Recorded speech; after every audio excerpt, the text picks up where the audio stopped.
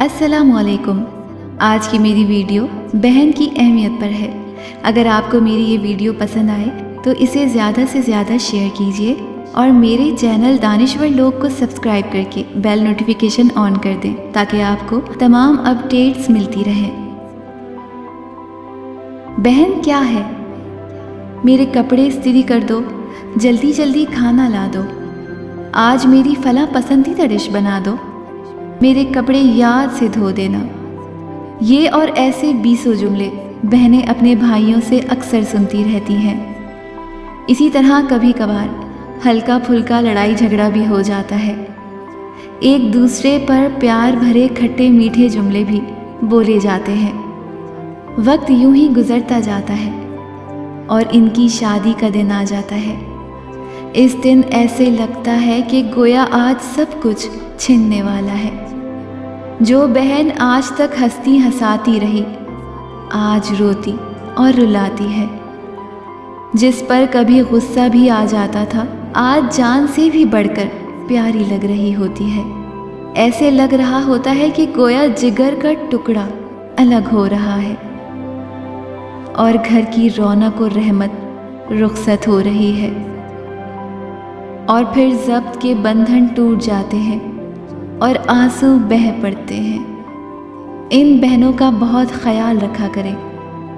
बाज़ लोगों की मोहब्बत, लाड प्यार और ज़िंदगी माँ से चलकर बीवी पर ख़त्म हो जाती है और बीच में से बहनों को मोहब्बत के कुछ बचे कुचे कतरे ही मिल पाते हैं। लेकिन हमने कभी सोचा है कि ये बहनें बग़ैर हमारे किसी हक़ के हमारी कितनी खिदमत करती हैं, हमारा कितना ख्याल रखती हैं?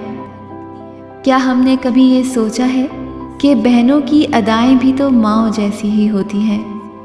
बेशक ये छोटी ही क्यों ना हो, मगर ये माँ का ही एक रूप होती है।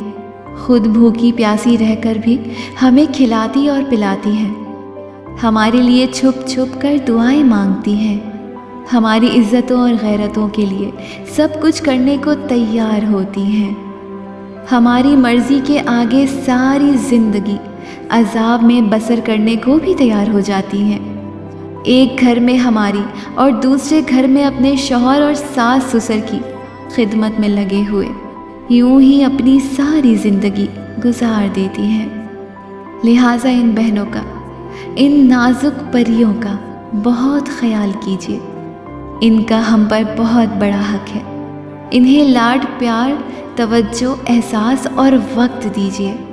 दूसरे घर भी चली जाएं तो अपने भाइयों की राह तकती रहती हैं। सारे दुख और गम चुपके चुपके खुद ही रो तड़प कर सह लेती हैं, मगर आपको कभी परेशान नहीं करती हैं। खुदारा इनकी कदर कीजिए और अगर दूसरे घर भी जा चुकी हैं तो इनके लिए तोहफे तहाइफ लेकर जाइए। क्या पता कब से आपकी राह तक रही हो।